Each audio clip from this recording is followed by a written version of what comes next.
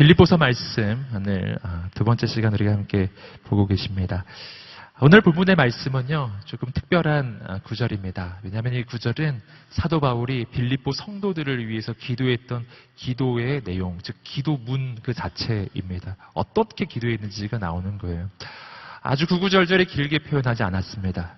아주 짧게 단 3절의 말씀 안에 사도 바울의 기도의 내용을 아주 엑기스처럼 모아놓은 부분이에요. 지난주에 함께 보셨던 것처럼 사도 바울이 빌립보 성도님들을 위해서 얼마나 많이 기도하였습니까? 그런데 그 많은 기도의 내용을 아주 요약해서 엑기스처럼 모아놓은 이 구절. 여러분, 이 구절은 정말 믿음의 거장인 사도 바울이 그 당시에 성도들을 위해서 했던 기도의 내용이기에 분명히 이 안에는요, 우리의 인생이 꼭 붙잡아야 될 중요한 영적인 교훈들이 들어있는 것이죠. 이 내용은요, 우리의 인생의 신앙의 여정 가운데 걸어가야 할 중요한 영적인 과정을 보여주고 있습니다. 먼저 한 가지 좀 확인할 것은 뭐냐면은 이 기도의 내용의 결론이에요. 이 기도의 내용은 여러 가지 내용이 이 안에 나오는데 이러해서 이러하고 또 이러해서 이러한 논리적인 순서가 있고요. 맨 끝에 결론적인 이렇게 되기를 원합니다 라고 하는 그 내용이 있어요. 우리가 먼저 그 부분을 한번 확인해 보겠습니다. 사도 바울의 기도의 내용의 마지막 결론과 같은 부분인데 개역 개정의 번역이 우리가 조금 더 잘 이해할 수 있는 것 같습니다. 한번 빌립보서 1장 11절 말씀을 함께 읽어보겠습니다. 시작. 예수 그리스도로 말미암아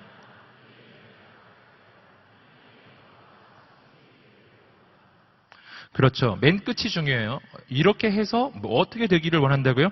하나님의 영광과 찬송이 되기를 원하노라. 굳이 개역개정의 번역을 읽었던 이유는 우리말 성경 번역이 약간 의역이 되어 있기 때문이에요. 우리말 성경을 보시면 하나님께 영광과 찬송을 돌리게 되기를 이렇게 표현하고 있죠. 하지만 원어적으로는요, 개역개정의 번역이 조금 더 이 부분은 가깝습니다. 하나님의 영광과 찬송이 되기를. 하나님께 영광을 돌리는 거하고 하나님의 영광이 되는 것은 조금 다르죠. 나는 하나님께 영광 돌리는 인생이어야 합니다. 하지만 더 중요한 것, 성경이 말해주는 사도 바울의 기도의 내용은 내가 바로 하나님께 영광이 되는 인생, 이렇게 될 수가 있다는 거예요. 이건 정말 놀라운 이야기입니다. 우리는 언제 내가 영광 받았다고 고백합니까? 뭔가 대단한 것을 받았을 때이지 않습니까? 운동선수가 그 올림픽에 나가서 금메달을 땄을 때 그때 이렇게 표현하죠. 정말 영광을 받았다라고 표현하죠.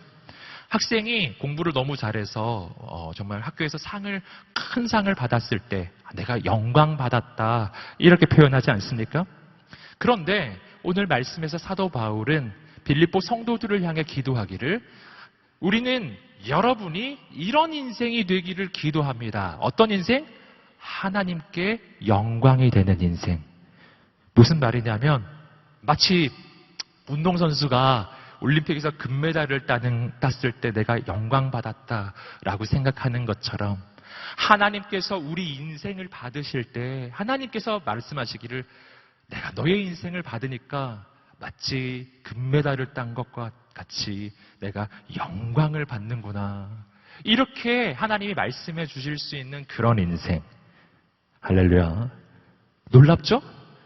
여러분, 어떻게 하나님, 온 우주의 창조자이시고 온 우주의 주인 되시는 하나님이 여러분 피조물에 불과한 별것 아닌 나의 인생을 받으시는데 하나님이 내가 영광 받았다 이렇게 표현하실 수가 있겠느냐고요. 그런데 사도 바울이 그걸 기도하고 있어요. 여러분의 인생이 하나님께 영광이 되기를 축복합니다. 여러분, 그런데 오늘 여기서 우리가 한 가지 좀 기억할 것이 있습니다. 그것은 뭐냐 하면은 여기서 이것이 너무너무 힘들고 어려운 것은 아니에요. 왜냐하면 내가 하나님께 영광이 되기 위해서 하나님은 내 인생에 대단하고 엄청나고 아주 어려운 것들을 요구하시는 것은 아니기 때문입니다. 왜냐하면 하나님과 우리 사이의 관계는 아버지와 자녀의 관계이기 때문이에요. 여러분, 아버지와 자녀의 관계에서 아버지가 자녀에게 영광을 받는 것은요, 자녀가 꼭 금메달을 따고 꼭 어디 가서 뭐 수석을 하고 뭐 이래야만 아버지가 영광 받는 것은 아니에요. 아버지는 꼭 그럴 때만 영광 받았다고 느끼지는 않아요. 아버지와 자녀와의 관계 속에서는요, 자녀가 아주 작은 것을 해도 아버지는 영광 받았다고 느끼는 거예요. 제가 이 부분을 좀 생각하다가 우리 집 생각이 나더라고요.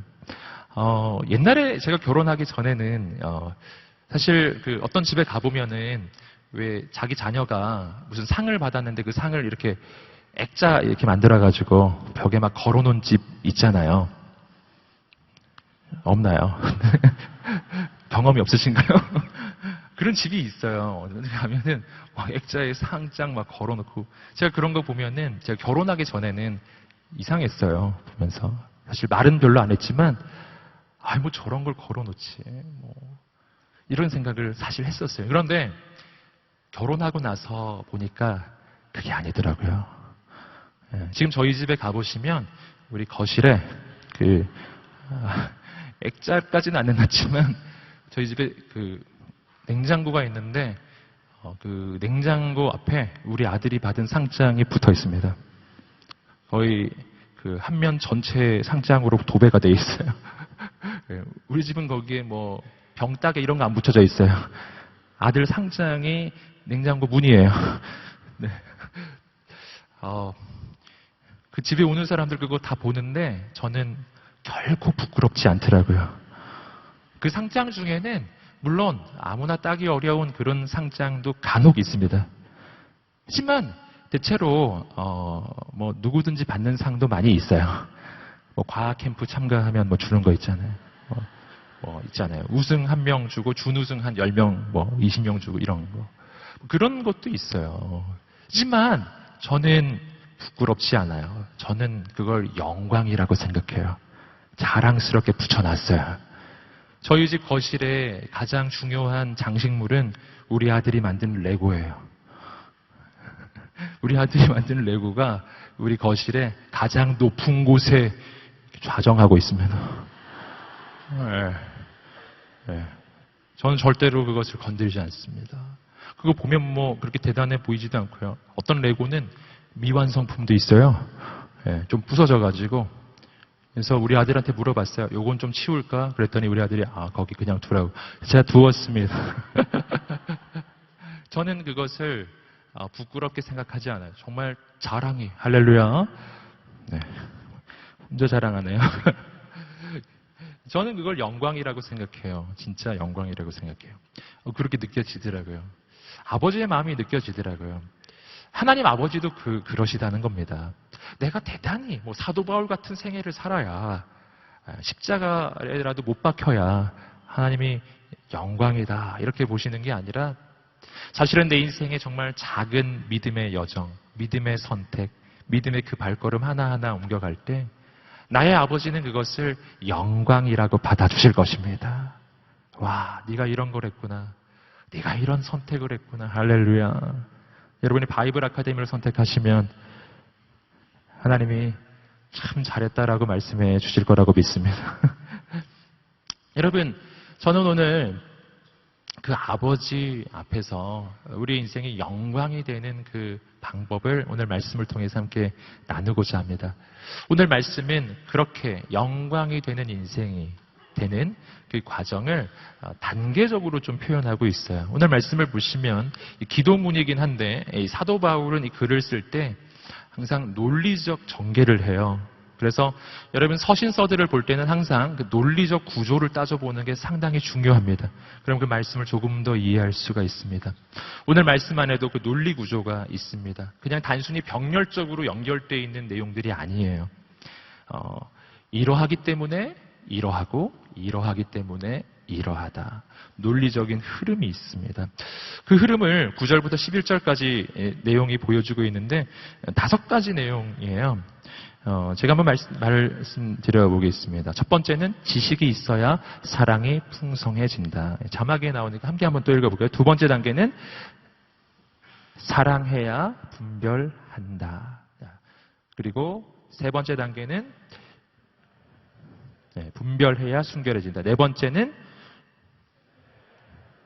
그렇죠. 다섯 번째는 열매가 충만하면 하나님께 영광이 된다. 이 흐름을 아시겠죠? 지식이 있어야 사랑이 풍성해지고, 사랑이 풍성해야 분별하고, 분별해야 순결해지고, 순결해져야 열매가 충만해지고, 열매가 충만하면 하나님께 영광이 되는 거예요. 마지막 결론은 하나님께 영광이 되는 인생이에요. 여기서 키워드만 따면은 6개의 키워드가 나옵니다. 지식, 사랑, 분별, 순결, 열매, 영광이에요. 여러분, 문장은 세 개 구절로 지금 이루어져 있지만 키워드만 따져보면요, 아주 단순한 구조예요. 지식에서 사랑이 나오고, 사랑에서 분별이 되고, 분별에서 순결이 나오고, 순결에서 열매가 나오고, 열매에서 영광이 되는 겁니다. 제가 오늘 그 순서를 함께 차근차근 함께 나누고자 합니다. 오늘 말씀이 선포될 때 우리 인생에 새로운 변화가 일어나게 되기를 주님으로 축복합니다. 첫 번째 단계입니다. 함께 따라해 보시겠습니다. 지식이 있어야 사랑이 풍성해진다. 아멘. 이것이 9절이 하는 이야기예요. 함께 9절 말씀 읽어보시겠습니다. 시작. 나는 여러분의 사랑. 다시 읽어보겠습니다. 시작. 나는 여러분의 사랑이 지혜와 모든 총명으로 더욱 풍성하게 돼서. 9절 말씀 보시면 여러분의 사랑이 풍성해져야 한다. 이것이 사도 바울의 이야기죠. 그런데 사랑이 풍성해지는데 어떤 것으로요? 지혜와 모든 총명으로 풍성해진다는 것입니다. 자, 하나님께 영광이 되는 인생의 시작점이에요. 하나님께 영광이 되는 인생의 시작점은 사랑이에요. 그런데 오늘 말씀에서 좀 주목해서 볼 것은 뭐냐면, 여러분, 이 말씀은 사랑이 없는 자에게 사랑이 생겨나게 해달라고 말하고 있지 않죠? 사랑이 풍성해지기를 기도하고 있어요. 즉, 이미 사랑을 소유하고 있는 사람들입니다. 즉, 이미 예수 그리스도를 믿고 하나님의 사랑을 가지고 있는 사람에게 위해서 하는 그 기도라고 하는 거예요. 바로 우리들이죠. 여러분, 예수 믿고 구원받으면 이미 우리 안에는 하나님의 사랑이 시작되는 줄 믿습니다. 그런데 오늘 말씀이 말하는 것은 그냥 사랑이 시작되는 것만으로 충분하지 않다는 것입니다. 우리의 사랑은 풍성해져야 해요. 더 풍성해져야 한다는 것이죠. 여러분, 그렇다면 풍성한 사랑은 어떤 것을 말하는 겁니까? 대체 사랑이 얼마만큼 있으면 풍성한 것일까요? 제가 이 부분을 묵상해 보다가 그 이미지가 하나 떠올랐어요. 그것은 뭐냐면 어떤 컵에 물을 붓는데, 여기 컵이 있으면 여기 컵에 물을 붓기 시작해요.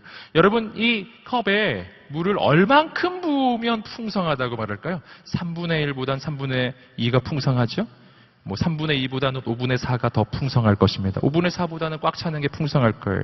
그럼 하나님은 보시기에 우리의 인생의 사랑이 내 인생의 5분의 4쯤 있으면 풍성하다, 이렇게 말씀해 주실까? 저는 그러한 어떤 상대적인 비교를 뛰어넘는 풍성함, 이것을 우리는 성경에서 그 표현에서 발견해요. 이것은 뭐냐면 내 잔이 넘치나이다. 여러분, 풍성하게 이 물이 넘치는 것, 여러분, 풍성함의 가장 그 분명한 기준, 누구도 부정할 수 없는 기준은 컵에 반이 찼느냐 3분의 2가 찼느냐가 아니라 잔을 흘러 넘치기 시작하는 거예요. 넘치는 사랑이죠. 넘치는 사랑. 함께 외쳐보겠습니다. 넘치는 사랑. 사랑이 넘쳐 흐르기 시작하는 거예요. 풍성한 사랑이란 넘치는 사랑이라는 것입니다. 여러분, 그 사랑이 흘러 넘치기 시작하면은 어떻게 되는 겁니까? 그 사랑이 주변으로 흘러가는 거죠. 여러분, 여기에 물을 붓기 시작해서 넘쳐 흐르기 시작해요. 그 물은 더 이상 컵 안에 있지 않아요. 그 컵에서 바깥으로 흘러가기 시작하는 것이죠. 여러분, 넘치는 사랑이 풍성하다는 것은 단순히 그 사람 안에 사랑이 많다라는 뜻이 아니라 그 사랑이 넘쳐 흘러서 주변으로 흘러가기 시작하는 거예요. 주변에 있는 사람들이 그 사랑을 받기 시작하는 것입니다. 저는 우리에게 그 사랑이 있게 되기를 간절히 소망합니다. 그럼 이런 사랑, 이렇게 사랑이 넘쳐 흐르는 그러한 풍성한 사랑이 우리 인생에 어떻게 가능한가? 오늘 말씀은 그 방법을 지혜와 총명이라고 이야기하는 거예요. 참 이상하죠? 사랑은 매우 감정적인 것인데 이상하게 왜 지혜와 총명이 있어야 사랑이 풍성해진다고 할까요? 이 부분이 우리가 묵상할 부분입니다. 여기서 한 가지 좀 짚고 넘어갈 것은 여기서 지혜라고 표현되어 있는, 지혜로 번역되어 있는 이 단어는 실은 지식이라고 번역하는 것이 조금 더 맞습니다. 이 지식은 어떤 지식이냐 하면은 그냥 지식이 아니에요. 그냥 지식을 뛰어넘는 지식입니다. 원어적으로 보면 이 단어는 하나님을 아는 지식을 이야기하는 그런 단어예요. 하나님을 아는 지식. 즉, 오늘 우리 인생의 사랑이 흘러 넘치기 위해서는 우리 인생에 뭐가 필요하다고요? 하나님을 아는 지식이 필요하다는 것입니다. 하나님을 알면 알수록 내 사랑은 넘쳐나기 시작해요. 그런데 하나님을 안다고 할 때 성경 전체가 말해주는 하나님을 아는 그 방법이 있죠. 그것은 단순히 어떤 정보로서 하나님을 아는 것이 아니죠.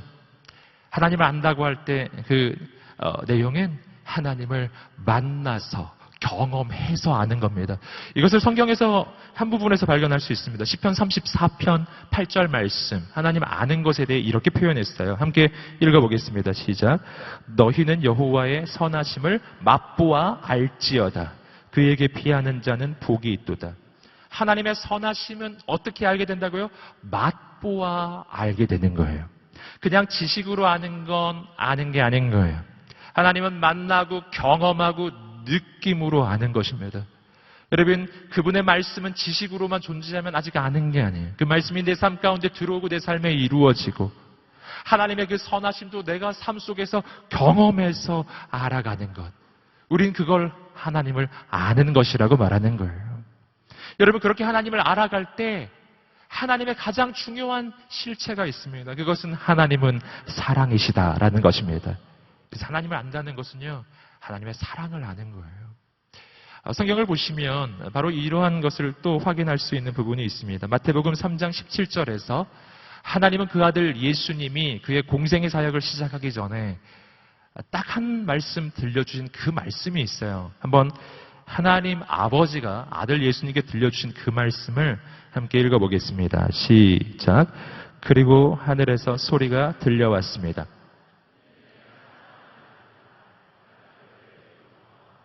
자, 공생의 사역을 시작하는 예수님, 아들에게 아버지가 들려주신 단 한마디의 말씀. 그것은 이는 내 사랑하는 아들이요. 너는 내 사랑하는 아들이다. 무슨 말입니까? 너는 사랑받는 자이다. 여러분, 이것이 바로 내가 하나님을 만났을 때 알게 되는 하나님에 대한 지식이고요. 그 하나님이 내게 들려주시는 지식이기도 해요. 내 인생의 영적 정체성은 사랑받는 자라고 하는 것입니다. 여러분, 그 사랑이 있었기 때문에 예수님은 그의 공생의 사역을 할 수가 있었던 것입니다. 여러분, 예수님의 공생의 사역 전체를 돌아보시면 주님의 사랑으로 충만해요. 예수님의 십자가 여정을 보세요. 그 사랑은 흘러 넘칩니다. 넘치는 사랑을 우리는 예수님에게서 발견하는 걸. 여러분, 예수님의 사랑은 누구까지 향했습니까? 예수님을 십자가에 못 박는 그 무리에게까지 주님의 사랑은 확장됩니다. 이렇게 기도했죠. 아버지여, 저들의 죄를 저들에게 돌리지 마소서. 저들이 하는 것을 알지 못합니다. 예수님의 사랑은 자신을 십자가에 못 박는 그 무리들까지 흘러가는 사랑이었어요. 그 사랑은 넘치는 사랑이에요. 여러분, 이 사랑은 어떻게 넘쳐나죠? 아버지의 사랑이 아들 예수님에게로 와서 그 사랑은 흘러 넘치는 거예요. 여러분, 어떤 잔에 물을 붓기 시작했을 때 잔에 물이 넘치기 시작하면 그 물, 흘러가는 그 물은요, 땅이 어떤 땅인지 가리지 않아요. 그렇죠? 여러분, 넘친 물은 어느 쪽으로 흘러갈까요? 낮은 곳으로 흘러가죠. 어디든지 흘러가요. 낮을수록 더 잘 흘러가요. 마치 그것처럼 하나님의 사랑이 내 안에 부어지기 시작할 때요, 그 사랑이 넘치면 그 사랑은 대상을 가리지 않습니다. 그 사랑은 넘친 사랑이에요. 여러분, 만약 내 안에서 사랑을 퍼낸다면, 사랑을 내 안에서 퍼내면 그 사랑은 바닥이 날 것입니다. 언젠간 바닥이 나요. 이것이 내가 사랑할 때 한계를 경험하는 까닭입니다. 그러나 끝없는 사랑이 있어야 대상을 가리지 않는 사랑, 조건 없는 사랑, 한계 없는 그런 사랑이 내 인생 가운데 나타나게 하려면 내 안에서 퍼내는 사랑이 아니라 하나님이 내 인생에 부어주시는 사랑이 있을 때죠. 여러분, 오늘 우리는 어떻게 해야 합니까? 넘치는 사랑. 그 하나님의 사랑을 경험하게 되기를 주님의 이름으로 축복합니다. 사랑할 때는 내가 사랑할 그를 보는 것이 아니라 바로 나에게 사랑을 부어주시는 아버지를 보는 거예요. 그러면 사랑이 시작될 것입니다. 여러분, 사람 봐가면서 사랑하지 않으시기를 주님으로 축복합니다. 할렐루야. 여러분, 옆 사람에게 한번 이렇게 이야기해 주세요. 당신을 사랑합니다. 봐가면서 얘기하지 마시고, 또 사랑할 만한가 아닌가, 내 타입인가, 내 스타일인가, 그게 아니라는 것이죠. 내가 내 옆에 있는 사람을 사랑하는 이유는 그가 이뻐서가 아니에요. 그 까닭은 내 안에 사랑이 넘치고 있기 때문에. 당신이 내 사랑을 받는 이유는 딴 게 아니에요. 당신 내 옆에 있기 때문에. 사랑은 넘치고 있어요. 여러분, 오늘 우리 인생에 그런 사랑이 있기를 주님으로 축복합니다. 두 번째로 우리가 보는 것은 사랑하면 분별한다라는 거예요. 함께 우리 10절 말씀 읽어보시겠습니다. 10절입니다. 시작. 최선의 것이 무엇인지 분별할 수 있게 되기를 기도합니다.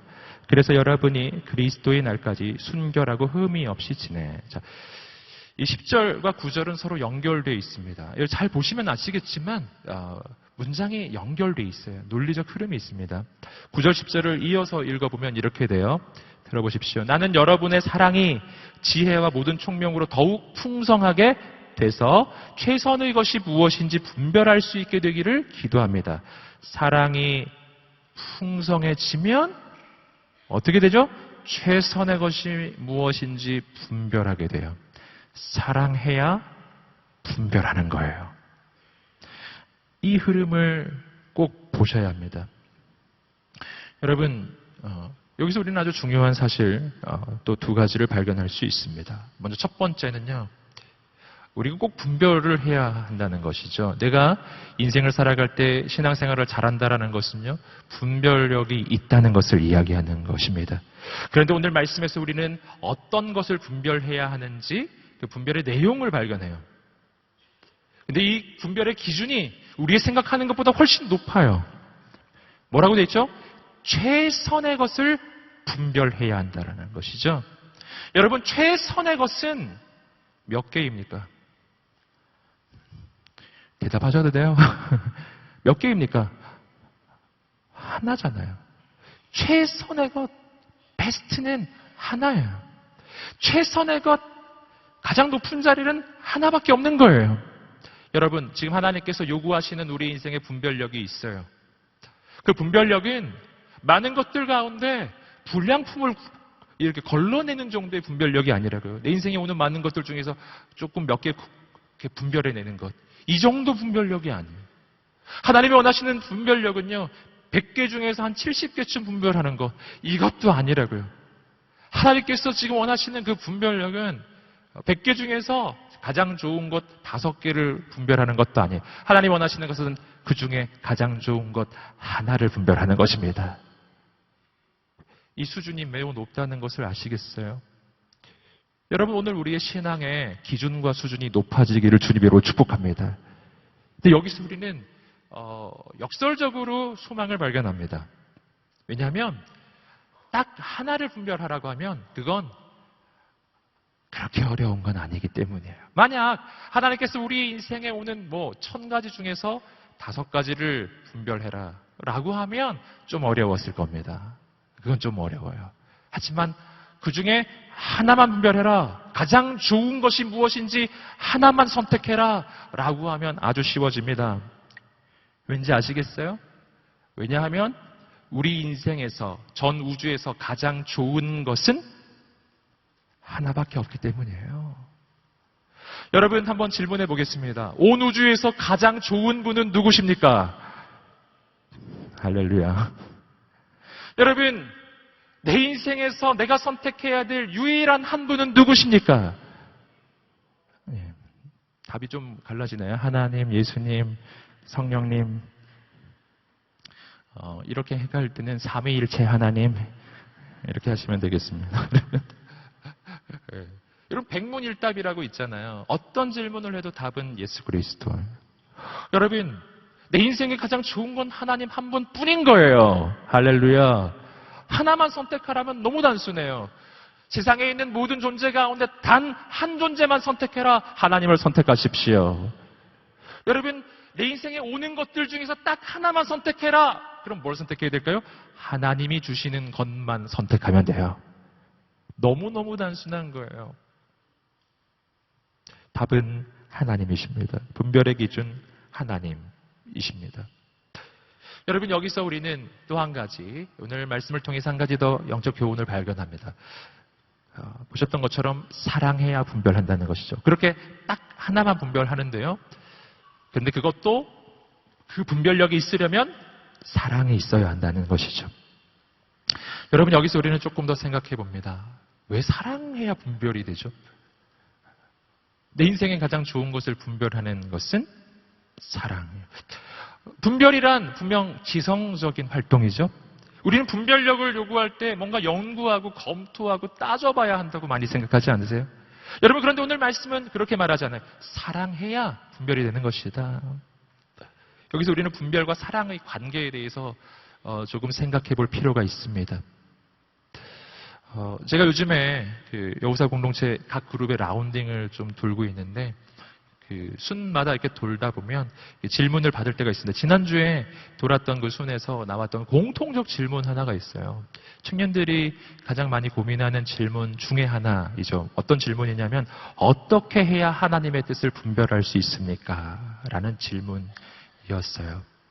그 질문에 대해서 제가 답을 이렇게 해 주었어요. 뭐냐면 우리 인생의 진짜 문제는 분별이 안 되는 문제가 아니라는 거예요. 실은 우리는 분별합니다. 여러분, 우린 하나님의 뜻을 알아요. 뭐가 죄고 뭐가 하나님 원하시는 길인지 알아요. 우린 분별해요. 근데 문제는 뭐냐면은 분별은 하는데 그 길을 가지 않는 거예요. 분별은 했어요. 근데 하나님의 뜻을 선택하지는 않아요. 여러분, 우리 인생의 진짜 문제는요, 분별이 안 되는 문제가 아니라 분별은 했는데 그 분별한 대로 실행할 수 있는 능력이 없는 문제인 거예요. 진짜 문제는 거기에 있어요.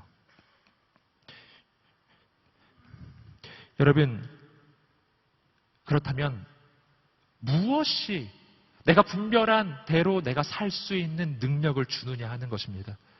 분별했으면 그대로 살아야 하는데 능력이 필요한데 그 능력이 바로 사랑에서 오는 거예요. 사랑. 여러분, 분별은 그러므로 분별은 그냥 지적인 활동으로 완성되는 게 아니에요. 분별은 실행으로 완성되는 것입니다. 근데 사랑은 바로 그 실행 단계에서 능력을 주는 것입니다. 예를 들어보면 이런 거예요. 자, 어떤 남편과 아내가 있습니다. 자, 남편이 바람을 피지 않으려면 어떻게 해야 될까요? 남편이 바람을 피지 않아야 되죠? 자, 남편은 그러면 일단 분별을 해야 해요. 어떤 분별을 해야 되냐면 자기 아내와 다른 여자를 분별해야 돼요. 구분할 줄을 알아야 된다. 예. 그 구분이 안 되면 이제 시작부터 안 되는 거죠. 여러분, 그러나 세상의 모든 남자들은 자기 아내를 구분합니다. 즉 분별이 된다는 것이죠. 자기 아내는 분별이 되는 거예요. 자, 분별이 됐다면 이제 뭐가 필요하죠? 지식이 필요해요. 지식. 무슨 지식? 내 아내에게 충성해야 된다는 지식이죠. 바람을 피면 안 된다라는 지식. 네. 간음하지 말라라고 하는 지식. 이런 지식들이 필요한 거죠. 자, 분별이 됐죠? 자, 지식이 있나요? 여러분, 다 있어요. 그 정도 지식이 없는 사람이 누가 있어요? 다 있죠. 자, 그런데 문제는 뭐냐면은 그게 실행이 안 되는 거죠. 실행이 안 되는 거예요. 분별도 되고 지식은 있으나 실행되지 않는 거예요. 자, 문제가 어디 있나요? 분별되지 않는 게 문제도 아니고 지식이 없는 것도 문제가 아니에요. 문제의 본질은 분별했는데 행할 능력이 없는 거예요. 자, 그 능력은 어디서 나올까요? 아내를 향한 사랑. 할렐루야, 여러분. 아내를 향한 사랑에서 가정을 지키는 능력이 나오는 것입니다. 사랑해야 분별돼요. 남편은 아내를 사랑해야 다른 여자가 완벽하게 분별이 되는 것입니다. 여러분, 바로 이러한 것이 하나님과 우리 사이의 관계에도 마찬가지라고 하는 것입니다. 여러분, 우리가 죄악을 저지를 때 분별되지 않아서 죄를 짓는 경우가 있습니까? 저는 그런 경우는 별로 없는 것 같아요. 여러분, 우리는 다 지각이 있는 사람들이에요. 이게 죄인지 아닌지 모르세요? 할렐루야. 모르세요. 아시잖아요. 내가 지금 오늘 한 게 죄인지 아닌지 모르는 사람 별로 없습니다. 알아요. 내가 지금 하고 있는 이 일이 하나님이 기뻐하시는 일일까요? 아닐까요? 아시잖아요.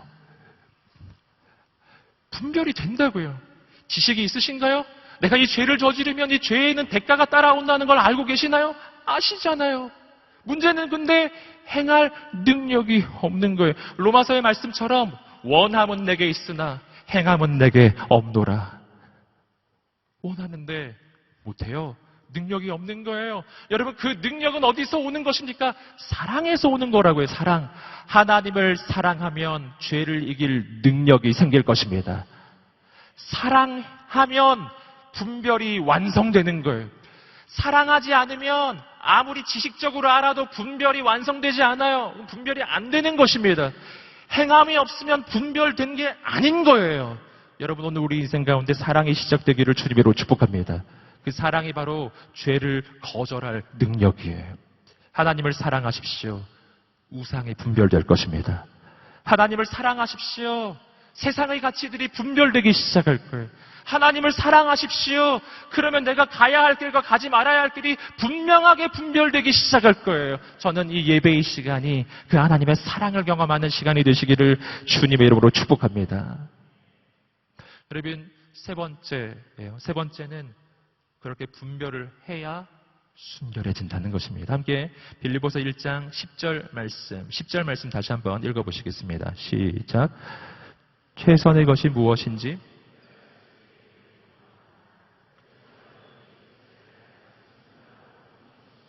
그렇죠. 자, 10절 말씀에서도 논리적 흐름이 있어요. 최선의 것이 무엇인지 분별할 수 있게 되기를 기도합니다. 그래서 인과관계죠. 분별을 하면 그래서 여러분이 그리스도의 날까지 순결하고 흠이 없게 될 것입니다. 분별해야 순결해진다는 뜻이에요. 자, 여기서 우리는 순결의 의미가 무엇인지를 알아야 합니다. 여러분, 순결은 단순히 착하게 사는 걸 말하는 게 아니에요. 우리가 성경에서 자꾸만 오해하는 것입니다. 거룩도 단순히 착한 걸 얘기하는 게 아니에요.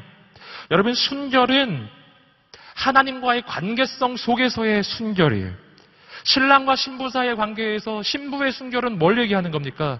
남편 한 사람만 선택하는 것이죠. 반대도 마찬가지죠. 남편이 아내에게 지켜야 할 순결은 아내 한 사람만 선택하는 순결이에요. 순결이란 하나만 선택하는 것입니다. 부정하다라는 것은요, 여러 가지를 선택하는 거예요. 여러분, 하나님께서는 우리의 인생을 하나님의 성전이라고 이야기하셨어요. 하나님 성령께서 거하시는 성전이에요.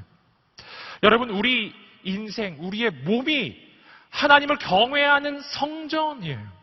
즉, 하나님만 경배받는 성전. 여러분, 그렇다면은 오늘 우리는 우리 인생에 몇 분을 섬겨야 하는 겁니까? 한 분만 섬기는 거예요. 순결하려면 뭐를 해야 된다고요? 분별해야 돼요. 분별할 수 있어야 순결해지는 것입니다. 그럼 무엇을 분별해야 하는가? 내 인생이 성전이라고 말씀드렸죠? 이 성전에 모실 분과 모시지 않아야 할 분을 분별해야 한다는 것입니다. 자, 우리 인생은 하나님께서 거하시는 거룩한 성전입니다. 여러분, 이 성전에 들어올 존재와 들어오지 말아야 할 존재를 분별해야 된다는 거예요. 이것을 제가 조금 다르게 명명을 하자면 이렇게 표현할 수 있습니다. 함께 따라해 보겠습니다. 내 영혼의 출입 통제. 내 영혼은 출입 통제를 해야 된다는 것입니다. 제가 이 부분을 지난 화요성령 집회 때도 잠깐 나누었었습니다. 너무 중요한 거예요. 내 영혼을 집으로 표현하자면 이 집에는 누군가 들어옵니다. 그런데 내 영혼의 집은 하나님을 향한 성전이기에 하나님 한 분만 들어오셔야 하는 거예요. 하나님만 들어오시고 하나님이 주시는 것만 들어오는 거예요. 딴 건 들어오면 안 되는 겁니다. 입구에서 통제를 해야 돼요. 여름에 우리가 더원 수련회라고 전국대학 청년 수련회를 하지 않았습니까? 그런 수련회를 하면 꼭 출입증 카드를 나누어 줍니다. 그 카드 확인을 한다고요. 여러분, 그 카드에는 뭐라고 적혀져 있냐면 더원 수련회라고 적혀져 있어요. 할렐루야. 그리고 집회 들어올 때요, 입구에서 확인해요. 이 명찰, 더원 수련회라고 하는 출입증을 메고 있는지 안 메고 있는지를 확인해요. 그리고 그 출입증이 있어야 해요. 그 출입증이 아무 출입증이나 있으면 되는 게 아닌 겁니다. 그 출입증에 뭐 카운트다운 이렇게 써져 있으면 안 되는 거예요. 그 출입증에 반드시 더원 이렇게 적혀져 있어야 돼요. 더원 수련회 출입증이니까요.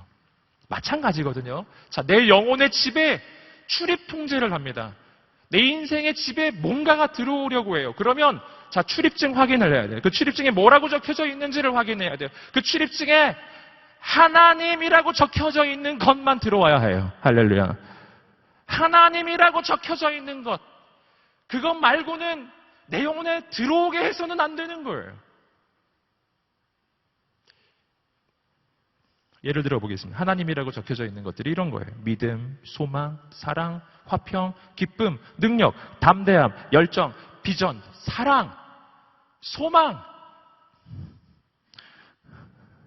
이런 것들. 이런 것들은요, 출입증 확인을 해보면 거기에 분명 하나님이라고 적혀져 있어요. 하나님이 주시는 것들이거든요. 이건 두려움 없이 받으면 되는 겁니다. 그런데 그게 아닌 게 있어요. 절망, 좌절, 낭망, 열등감, 비교의식, 무기력함, 두려움, 근심, 걱정, 불안, 이런 것들. 죄악의 유혹, 뭐 이런 것들이죠. 여러분, 이런 것들은요, 이렇게 내 마음에 그런 것들이 막 이렇게 찾아오기 시작할 때, 내 마음에 근심이 막 생겨나기 시작할 때, 내 마음에 막 두려움이 막 들어오려고 하는 그 느낌이 여러분 드실 때가 있잖아요. 그러면 출입증 확인을 일단 하셔야 해요. 내 마음이 막 두려워지네. 출입증을 한번 확인해 봐야겠다. 이건 출처가 어딘가? 어디서 오는 거지? 출입증을 읽어보세요. 거기는 절대 하나님이라고 적혀 있지 않아요. 거기는 이렇게 적혀 있을 거예요. 마귀로부터 더 마귀, 뭐 이렇게 적혀져 있겠죠. 네. 그러면 우리의 문제는 뭐냐 하면은 그 출입증 확인을 하지 않아요. 확인을 하지 않아요. 두려우면 아멘. 난 두려워. 네. 열등감이 막 생겨나면 그래, 난 열등해. 여러분, 그게 아니라는 것입니다. 출입증 확인. 이건 어디서 오는 거지? 하나님이 주시는 것은 아멘. 이건 하나님이 주실 게 절대로 아닌 것들이 있어요. 열등감? 왜냐면 열등감이 막 솟아나요. 하나님이 주시는 건가요? 대답하셔도 돼요. 하나님이 주시는 걸까요? 아니죠. 아니면 어떻게 하면 될까요? 출입 통제. 죄송하지만 못 들어오십니다. 들어오지 마세요. 이렇게 하셔야 된다는 거죠. 여러분, 이건 아주 단순합니다. 자, 하나님의 아들, 하나님의 딸에게는요, 권세가 있어요. 아시겠죠? 권세가 있어요. 내 마음에 두려움이 찾아오기 시작할 때 이렇게 선포하세요. 예수 그리스도의 이로 명하노니 두려움이 떠나갈지어다. 내 마음에 열등감이 막 찾아올 때 이렇게 선포하세요. 하나님이 주시는 것이 아닌 것은 난 받지 않겠노라. 넌 원래 너의 주인을 찾아가거라. 원래 주인 마귀니까. 예수 그리스도의 이로 명하노니 모든 열등감이 떠나갈지어다. 말이 너무 복잡하면 떠나가! 이렇게 하셔도 돼요. 분명하게 선포하세요. 지금 제가 장난을 하는 게 아니라 진심으로 드리는 말씀이에요. 하나님의 아들은 권세가 있어요. 선포하십시오. 받지 마세요. 여러분, 오늘 우리의 인생 가운데 그러한 믿음의 선포가 있으시기를 주님으로 축복합니다. 진짜 어려운 것은 어떤 거냐면요. 사실은 두려움, 염려, 근심, 걱정, 불안 이런 건 내가 다 싫어하는 것들이니까 사실은 조금 더 쉬울 수 있는데 진짜 어려운 것은 유혹이에요. 유혹. 요건 좀 어려워요. 요건 왜냐하면 내가 싫어하는 게 아니거든요. 내가 좋아하는 거예요. 죄악의 유혹. 이 안에는 쾌락이 있어요. 죄악의 유혹에는 쾌락이 있기 때문에 죄악의 유혹이 내 마음 문을 두드릴 때는 분별이 안 되는 건 아닌데 분별은 돼요. 하나님이 안 주시는 거잖아요. 주시는 게 아닌 게 틀림없는데 거절하고 싶지 않은 거예요. 좀 들어오게 하고 싶은 거죠. 이게 문제. 바로 그 순간 저는 오늘 여러분 변모하고 축복합니다. 꼭 기억하세요. 마귀가 주는 것은 아무리 좋아 보여도 그 뒤에는 반드시 부작용이 있어요. 여러분 죄악의 유혹은 뭐하고 세트인지 아세요? 죄악의 유혹은 죄악의 저주와 세트예요.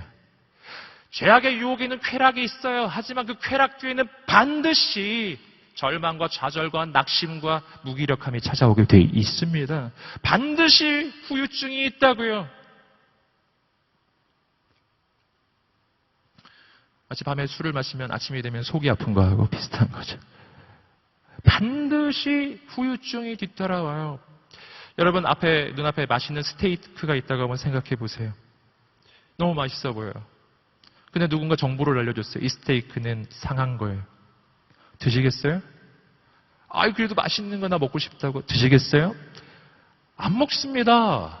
왜냐하면 이 스테이크를 먹느냐 마느냐의 기준은 맛있느냐 맛없느냐의 기준이 아니라 상했느냐 안 상했느냐가 더 중요한 기준이기 때문이에요. 여러분 죄악의 유혹은 달콤합니다. 그러나 그것을 따라가지 마세요. 그건 상한 음식이라고요. 그 뒤에 배탈이 찾아와요. 내 영혼의 배탈이 찾아와요. 뒷수습하는 게 더 어려워요. 저는 여러분 격려하고 축복합니다. 죄악의 유혹이 다가올 때도 일단 명찰을 확인을 해야 돼요. 이게 어디서 온 건지, 거기 하나님이라고 적혀있지 않으면 거절하시기를 주님으로 축복합니다. 예수 그리스도를 명하느니 모든 유혹이 떠나갈지어다. 이렇게 선포하셔요. 그리고 믿음의 길을 걸어 가십시오. 하나님이 주시는 것이 비교할 수 없이 좋은 거예요. 내 영혼의 집에 아무나 들어오게 두지 마세요. 당신의 영혼은 소중해요. 당신의 인생은 너무 귀한 거예요. 아무나 막 들어오게 두면 안 됩니다. 믿음의 결단을 하시기를 주님으로 축복합니다. 네 번째, 순결해져야 열매가 충만하다라는 것이 함께 11절 말씀 읽어보시겠습니다. 11절입니다. 시작. 예수 그리스도로 인한 의의 열매로 충만해져서 하나님께 영광과 찬송을 돌리게 되기를 기도합니다. 자, 이것도 10절 말씀에서 이어지는 것이에요. 10절과 11절을 이어서 제가 한번 읽어드리겠습니다. 최선의 것이 무엇인지 분별할 수 있게 되기를 기도합니다. 그래서 여러분이 그리스도의 날까지 순결하고 흠이 없이 지내. 그래서 순결하고 흠이 없이 지내면 10절이 되는 거예요. 예수 그리스도로 인한 의의 열매로 충만해지더라. 순결해야 열매가 충만해져요. 자, 여기서 우리는 이 열매가 어떤 열매인지를 좀 확인해 보아야 합니다. 본문 말씀은 이 열매에 대한 설명이 나옵니다. 예수 그리스도로 인한 의의 열매입니다. 이 부분은 두 부분으로 좀 나눠볼 필요가 있어요. 예수 그리스도로 인한 의, 여기까지가 한 묶음이에요. 예수 그리스도로 인한 의. 여러분, 오늘 우리가 구원받는다는 것은 죄인이었던 우리가 죄사함을 받고 의인이 되는 것을 이야기하는 거예요. 이신칭의, 믿음으로써 의롭다는 칭함을 받는다.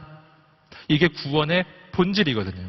이 의로움은 나의 행위로부터 오는 게 아니에요. 나를 위해서 십자가에 달려 죽으신 예수님이 내 모든 죄의 대가를 치르셨기 때문에 나는 의로운 자로 인정을 받은 것입니다. 이걸 나의 행위로 인한 의가 아니라 예수 그리스도로 인한 의라고 표현하는 것입니다. 이 의는 모든 믿는 자가 가지고 있는 의입니다. 예수 믿으면 이거 있는 거예요. 근데 오늘 말씀에서는 하나가 덧붙여져 있어요. 예수 그리스도로 인한 의, 즉 난 구원을 받았는데 그걸로 충분하지 않다는 것이죠. 거기에 뭐가 덧붙여지죠? 그 의에 열매가 있어야 한다. 열매 맺는 인생이 되어야 한다는 것입니다. 여러분이 열매는 우리의 삶의 변화를 얘기해요. 성품의 변화, 삶의 변화입니다. 가장 대표적인 이야기가 갈라디아서 5장 22절, 23절에 나오는 성령의 열매이죠. 오직 성령의 열매는 사랑과 희락과 화평과 오래 참음과 자비와 양성과 충성과 온유와 절제니 이 같은 것을 금지할 법이 없느니라. 성령의 열매. 이 열매들을 보시면은 아시겠지만 이것은 성품적 변화, 삶의 변화를 보여주고 있어요. 이 성품들은 대체로 다른 사람과의 관계 속에서 일어나요. 오래 참음과 자비, 양선, 충성, 온유, 절제 다 다른 사람과의 관계 속에서 내가 해야 될 덕목들을 보여주고 있는 것입니다. 자, 여기서 우리는 이 열매의 특징을 발견해요. 이 열매는 내가 먹는 게 아니에요. 딴 사람이 먹는 것입니다.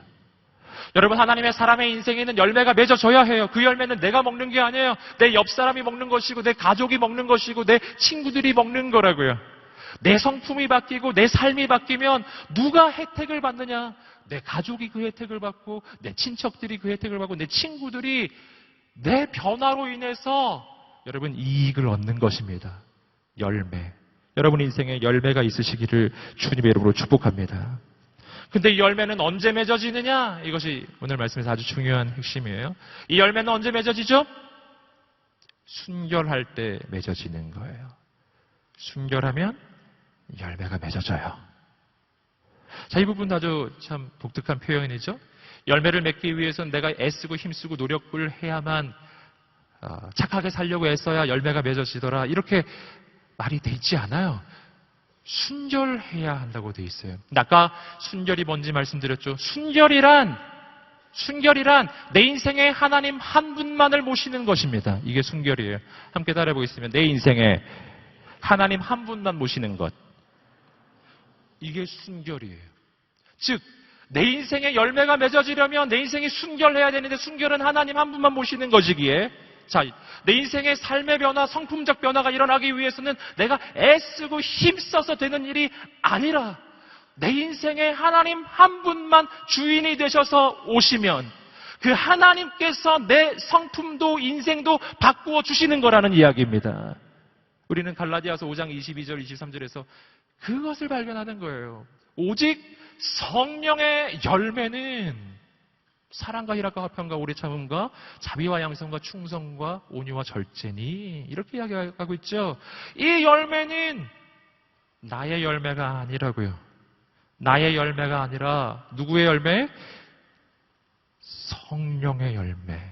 함께 외쳐보겠습니다. 성령의 열매. 이건 성령의 열매라고요.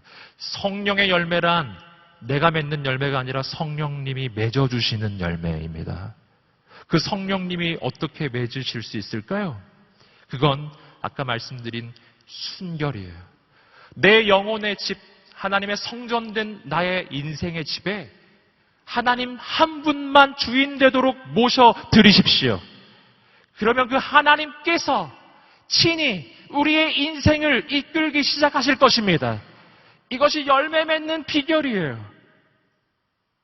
여러분, 어쩌면 신앙의 여정은 생각보다는 어렵지 않을 수 있어요. 어떤 투쟁인지 아시겠습니까? 내가 열매 맺으려고 애쓰는 인생에서 성령님이 열매를 맺어주시는 인생으로의 전환이에요. 내가 주인 되었던 인생에서 성령님이 주인 되는 인생으로의 변화예요. 우리는 그걸 성장이라고 하는 것입니다. 저는 여러분 우리의 인생에 그런 열매가 맺어지기를 주님의 이름으로 축복합니다. 그렇게 열매를 맺으면 이렇게 되는 거예요. 열매를 맺으면 하나님께 영광과 찬송이 되는 것입니다. 할렐루야. 다시 한번 마지막으로 11절 말씀을 읽어보시겠습니다. 시작. 예수 그리스도로 인한 의의 열매로 충만해져서 아멘. 이것이 우리 인생의 마지막 비전이에요. 사도 바울이 빌립보 성도들을 위해 기도하는 기도 내용의 바로 비전이에요. 여러분이 하나님께 영광이 되는 사람들, 찬송이 되는 사람들이 되기를 기도합니다. 아멘. 이것이 사도 바울의 기도예요. 여러분, 우리가 사람에게 영광 받으려고 애쓰는 인생이 되지 않기를 축복합니다. 사람에게 칭찬받으려고 애쓰는 인생이 되지 않기를 축복합니다. 하나님께 영광이 되는 인생이 되기를 주님의 이름으로 축복합니다. 내 인생의 문제가 언제 생기는지 보세요. 사람에게 칭찬받으려 들고 사람에게 좋은 평가를 받으려고 사람들이 날 어떻게 보는지 사람들의 눈치를 보고 그들이 날 어떻게 평가하는가 때문에 우울해지기도 하고 으쓱해지기도 하는 내 인생, 여러분 사람 때문에 왔다 갔다 하는 인생, 이제는 그 인생에서 벗어나야 해요. 여러분 진짜 영광은 하나님께 영광이 되는 인생이에요. 저는 우리의 인생이 그런 인생이 되시기를 주님으로 축복합니다. 여러분 오늘 말씀 다시 한번 정리합니다. 지식이 있으면 사랑이 풍성해집니다. 사랑이 풍성해지면 최선의 것을 분별합니다. 최선의 것을 분별하면 순결해집니다. 순결하면 열매를 맺고 열매를 맺으면 하나님께 영광이 될 것입니다. 여러분을 축복할 때니까 한번 아멘으로 화답해 보시겠습니다. 지식이 있어서 사랑이 풍성해지기를 축복합니다.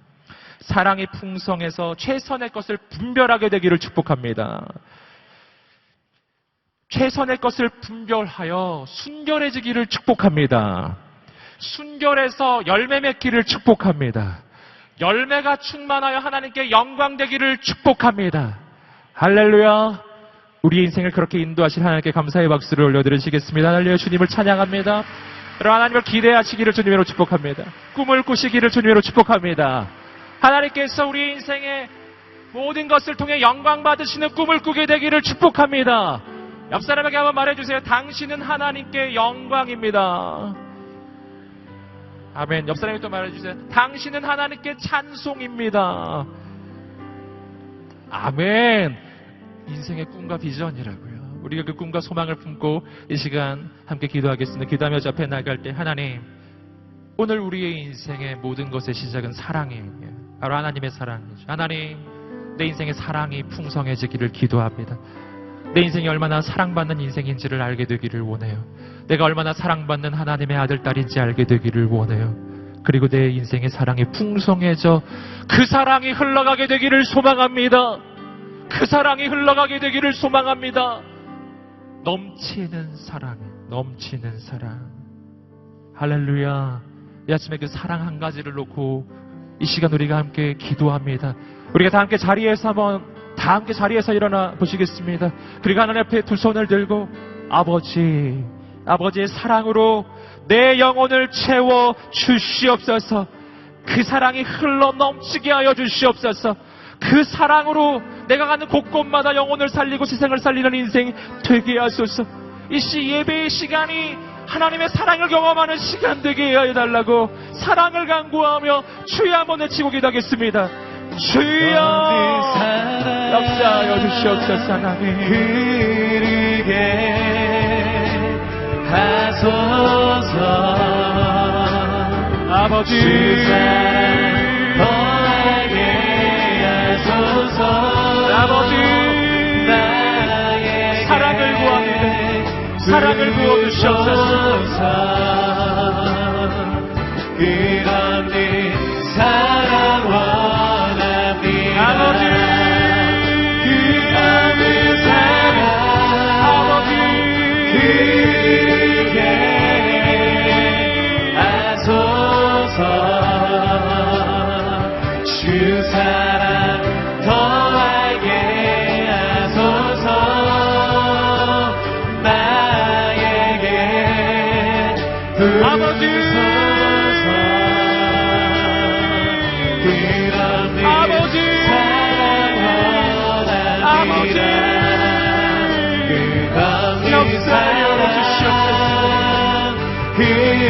흐르게 하소서. 주 사랑 더하게 하소서. 주의 사랑을 부어 주시옵소서. 주의 사랑을 부어 주시옵소서. 아버지 사랑 원합니다.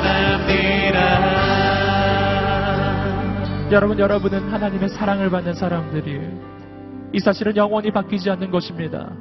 하나님은 당신을 너무 사랑하셔서 그 아들을 보내주셨습니다. 당신을 위해서 그 아들을 포기하셨습니다. 이것이 바로 하나님의 사랑의 크기예요. 난 이렇게 사랑받는 사람이에요. 내가 그 사랑을 알면 알수록, 깨달으면 깨달을수록 내 인생에는 영적인 분별력이 시작될 것입니다. 하나님을 사랑하는 인생이 될지어다. 나는 가야 할 길, 가지 말아야 할 길을 알게 될 거예요. 내 영혼의 출입을 통제하게 될 거예요. 이 시간에 우리가 다시 한번 기도하며 나가는 것은, 하나님, 내 인생에 이제는 출입 통제하기를 기도합니다. 아무 것이나 들어오지 못하게 하여 주시옵소서. 내 영혼의 주인은 하나님 한 분뿐이십니다. 나는 마귀가 주는 것은 다시는 받지 않기로 결정합니다. 예수 그리스도로 명하노니 모든 영혼들을 묶고 있는 모든 귀신들이 떠나갈지어다. 예수 그리스도로 명하노니 모든 영혼들을 묶고 있는 모든 어둠의 권세는 떠나갈지어다. 모든 묶임이 풀려질지어다. 굴레는 꺾어질지어다. 여러분, 오늘 이 시간 우리의 마음으로 고백하고 선포하세요. 내 영혼은 하나님의 것임을 선포합니다. 할렐루야. 그렇기에 난 하나님이 주시는 것만 받을 거예요. 하나님, 내 영혼의 주인이 하나님이심을 선포합니다. 하나님만 섬기는 순결한 인생이 되게 하여 주시옵소서. 어둠은 떠나가게 하여 주시옵소서. 우리 함께 두 손을 들고 간절히 주여 한번 외치며 한 번 더 기도합니다. 주여 역사하여 주시옵소서. 하나님, 예수 예수 예수 예수 주님을 사랑합니다. 거룩하신 하나님, 임하소서. 부으소서. 길을 부어주시옵시고 역사하여 주시옵소서. 하나님, 예수만이 내 인생의 생명 되시고 하나님만이 내 인생의 주인 되심을 선포합니다. 아버지 하나님, 임하여 주시옵소서. 모든 심령을 붙잡아 주시옵소서. 예수 그리스도의 이름으로 명하노니 오늘의 권세를 묶임을 놓고 떠나갈지어다. 아버지 하나님만 왕이시고 통치하시고 다스리어 주시옵소서. 예수 예수 아멘. 예수 예수 주님을 사랑합니다. 하나님의 은혜를 부으소서. 역사하소서. 예수 예수 주님을 사랑합니다. 예수 예수 예수 예수 주님을 사랑합니다. 역사하소서. 기도에 나가는 모든 심령을 붙잡아 주시옵소서. 하나님, 주님을 사랑합니다. 아멘. 주님, 행하여 주시옵소서. 예수 예수님, 예수 주님을 사랑합니다. 네, 주님, 나는 이제 내 영혼을 지키겠습니다. 나는 이제 내 영혼의 주인이 하나님이심임을 선포합니다. 아무리 마귀의 유혹이 달콤하여도 난 그 길 가지 않기로 결정합니다. 나는 하나님의 길이라면 그 길이 어려움이 있을지라도 그 길 선택하기로 결정합니다. 아버지께서 친히 나의 인생에 새 일을 이루어 주시옵소서. 살아계신 하나님, 이곳에 오시옵소서. 오셔서 통치하소서. 다스려 주시옵소서. 다스려 주시옵소서. 모든 죄악의 유혹으로부터 자유케 될지어다. 자유케 될지어다. 모든 습관적 죄악들 끊어질지어다. 이 시간 하나님만 우리 인생을 통치하시고 다스려 주심을 믿습니다. 성령님 오시옵소서. 오시옵소서. 이 시간 우리가 한 번만 더 기도하면서 저 앞에 나갈 때, 하나님, 내 인생의 열매가 맺어지게 하소서. 여러분, 우리 인생의 우리 영혼을 하나님께서 활동하실 수 있도록 하나님께 내어드리십시오. 여러분, 내 인생의 스타 플레이어는 내가 아니에요. 내가 하려고 하기 때문에 문제가 생기는 것입니다. 내 인생의 스타 플레이어는 성령님이세요. 그분을 모셔드리세요. 그러면 성령의 열매가 맺어질 것입니다. 하나님, 내 영혼을 주께 내어드립니다. 그분에게 내어드리세요. 그분에게 내어드리세요. 내 영혼을 가득 채우고 있는 이 세상의 잡동사니들을 이제는 내어 주십시오. 내버리세요. 더 이상 미련을 두지 말고 내버리세요.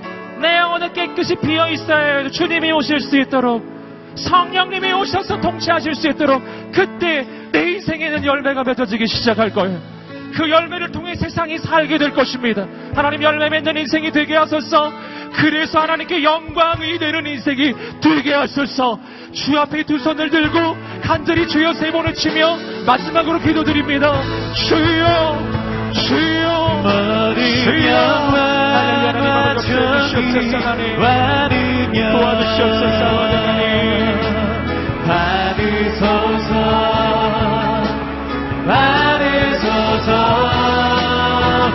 영광과 정의와 능력 받으소서, 받으소서. 그리스도 살아계신 하나님, 아버지, 영광과 정의와 능력 받으소서. 거룩하신 하나님, 역사하여 주시옵소서. 영광이 되는 인생이 되게 하여 주시옵소서. 하나님, 받으소서, 받으소서. 그리스도 살아계신 하나님, 모든 영광과 존귀와 영광과 존귀와 능력 받으소서. 받으소서, 받으소서. 받으소서. 영광과 존귀와 능력 받으소서. 받으소서, 받으소서. 그리스도 살아계신 하나님, 그리스도 살아계신 하나님, 살아계신 하나님. 살아계신 하나님을 찬양합니다. 나의 인생에 하나님을 향한 사랑이 풍성해지게 하여 주시옵소서. 그 사랑으로 분별하게 하여 주시옵소서. 하나님만 모셔드리는 순결한 인생이 되게 하소서. 하나님의 열매가 맺어지게 하소서. 아버지께 영광되는 인생이 되게 하여 주시옵소서. 아버지의 은혜가 감사하여 작은 물질을 구별하여 드립니다.